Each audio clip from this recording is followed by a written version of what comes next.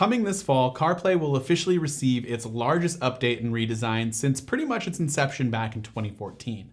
iOS 13 introduces a slew of new features, and so in this video, we're going to go over what's new in CarPlay in iOS 13.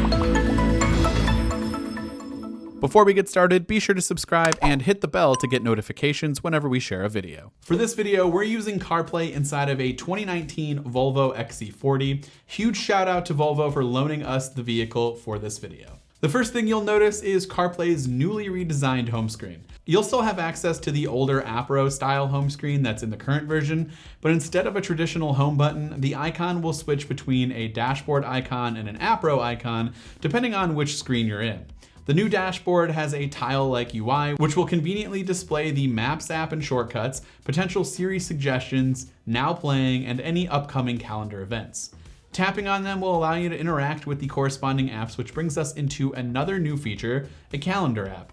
The calendar app allows you to see any upcoming events for the day, and then you can interact with each event. So let's say you have a lunch scheduled for today and the location is set inside of the calendar app. You can now simply tap on that event and it will automatically start guidance to that destination inside of the Maps app.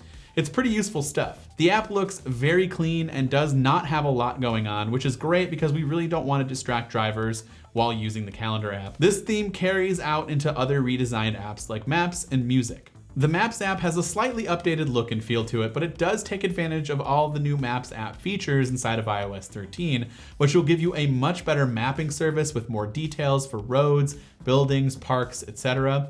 And if you take advantage of the new favorites and collection features inside of iOS 13, you'll see those available inside of the Maps app in CarPlay alongside Siri suggestions. Siri inside of Maps improved with much more natural language, so instead of hearing in 1,000 feet, turn right, you'll hear things like turn right at the next traffic light. It just seems a lot more conversational and more natural. It's also much easier to search for particular points of interest along your current route, like gas stations, for example. The Music app has also been redesigned, which greatly improves the look and feel in my opinion, and it's a lot easier to navigate throughout your library, playlists, radio stations, and more. Now, I'm actually not an Apple Music subscriber or user, so this might look a bit different to those who are, but I do really like the inclusion of album art throughout the entire UI, as well as in Now Playing. I actually hated the album art being an opaque background to the track information, and while that is actually still part of the look and feel of the Now Playing UI, the album art also shows up in a much clearer format to the right side of the track info. It looks a lot better, trust me. The UI theme for Now Playing does carry over across all media apps, including Spotify, which is what I actually use for music streaming, but we still don't have Siri support yet. We do, however, have Siri support for third-party navigation apps, as well as Hey Siri support across all vehicles, meaning I won't have to tap and hold on the dashboard icon to activate Siri, although that's still available too if you need it. Users can now say things like, Hey Siri, navigate home using Waze, and Siri will proceed to find that destination and begin navigation support inside of third-party Waze app. As I mentioned earlier, Siri also offers suggestions on the dashboard for things like HomeKit-enabled garage door opener when arriving to your house. Developers can take advantage of Siri in third-party maps, podcasts, and music apps, so there's still hope for Siri and Spotify working together in the near future. CarPlay also receives a setting application allowing you to adjust a few different settings like do not disturb while driving, appearance, which can switch between dark mode always on or automatically switch between the default dark mode to the new light UI, and turning on off Siri suggestions and Now Playing album art. One last feature that's a bit underrated in my opinion is the ability to use CarPlay and your phone simultaneously.